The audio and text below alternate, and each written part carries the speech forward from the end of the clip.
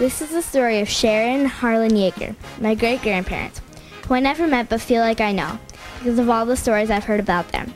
They were a couple of lovebirds, and they're the reason I'm here today. They both came from humble backgrounds and close-knit families in rural Iowa. Sharon had one sister, Darlene, and her earliest memories included the small family grocery store run by the parents in Homer, Iowa. The grocery store was in the front part of the house, and she and Darlene and their parents lived in the back. Harlan came from a large farm family with 10 brothers and sisters, and in Webster City.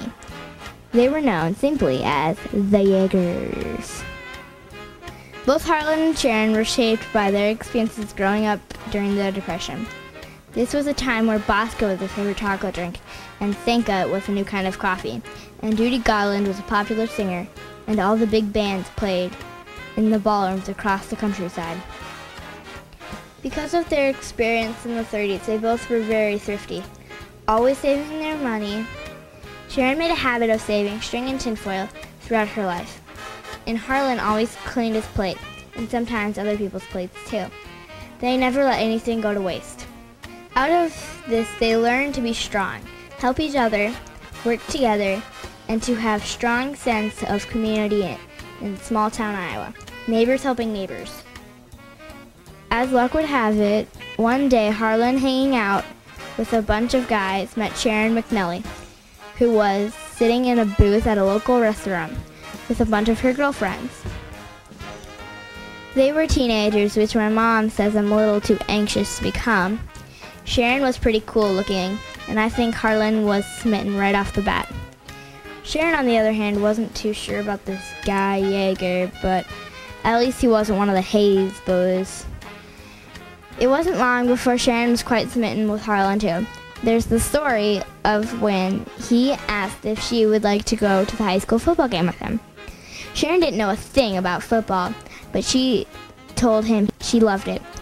They went to the game, and she cheered when he cheered, and she booed when he booed, and almost convinced him that she knew a thing or two about football. They dated a few times, but then an event took place that would change everyone's lives.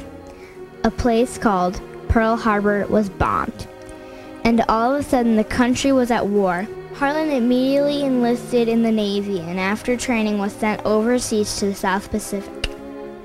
Thus began an extended long-distance relationship. With Harlan at war, there were many anxious moments on both sides. Throughout this time, the two lovebirds wrote letters back and forth, letters that they would save. You can tell from those letters that they were falling in love. During this time, Harlan was like many young men, including his brother Bus, Merle, and Bob, who were asked to serve their country and did so with honor. There were huge sacrifices made by many, and in some cases, the ultimate sacrifice was made. Serving in the Philippines and Guam, Harlan made many close friends, and at least some of them referred to him as the nickname Plowhandle, apparently for his Iowa farm boy roots. It wasn't long after Harlan returned from the war that he popped the big question to Sharon, and she said yes. On the back of a picture of Sharon that Harlan always carried in his wallet, he wrote, February 12, 1946, I got engaged to the most wonderful girl in the world at about 10:30 p.m. So on May 12, 1946, they borrowed a car from Harlan's dad and traveled with Joanne and Vern and Darlene to the Little Brown Church in Nashua, where they were married. Harlan learned early on in their married life that Sharon had a mind of her own. Once, while on a road trip to Colorado with Bud and Gail, Sharon saw a road on the map that looked like a shortcut and encouraged them to take it. The road became increasingly narrow and bumpy, and as Gail remembers years later, that they even had to open and close a gate at some point on the road because it was so far off the beaten path. Their shortcut didn't save them any time, but it gave them a great story for years to come. 3 years after they were married, they welcomed their first little addition to the family. Diane Janine was born May 3rd, 1949. The new parents were excited about their precious daughter, and she was no doubt spoiled by her parents and grandparents. The next child, Doug, was born on September 28, 1951, Harlan's 26th birthday. Doug is my grandpa. It's kind of hard for me to think about him being a kid, but I guess he was pretty cute too back then. All of the Yeagers were pretty cute. As these two kids started to grow up, it became clear that they were going to be a handful. One time when they were just youngsters out on the farm, they decided to pump out an entire 55-gallon drum of oil onto the ground. I guess my Aunt Diane liked the way it looked as it came out of the spout. Oh boy, that was really bad. After having these two kids, you would think they would have learned their lesson, but they decided to have one more. Kevin was born on June 23, 1959. Kevin was adored, and I think he would say tormented, by his older brother and sister. He was always helpful to his mom and dad. He remembers Sharon often reaching for the Elmer's glue when something broke around the house. So naturally, when he overheard Harlan say that the plow broke down, Kevin grabbed the bottle of Elmer's glue and headed out to the field. The family went on many memorable car trips to the Iowa State Fair, to a place called Sleepy Hollow, and a special trip to New York and Montreal. They all remember growing up in a house where they felt loved and cared for. Getting World Book encyclopedias was a special event in their home. In the years that followed, Diane remembers asking her dad a question, and often his reply was, "Let's look it up." He was fascinated by life and loved learning new things. He maintained a little boy curiosity throughout his life. Doug and Kevin remember their mom as someone with many funny sayings, some that were unique to her. Sharon was Irish, and when she was touched by a sad story, through tears she said, "Oh gosh, I'm Irish. My bladder's just below my eyes." When she was in a hurry to get something done, the phrase, "Let's throw our feet out," was meant to get everyone moving.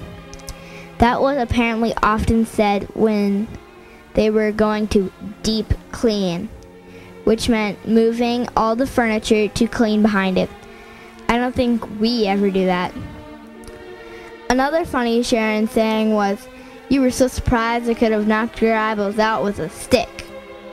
One time driving in Minneapolis, she wanted to go to a restaurant we had eaten at before, only when she said the name, it came out as a unique combination of Mother Tuckers and Fuddruckers.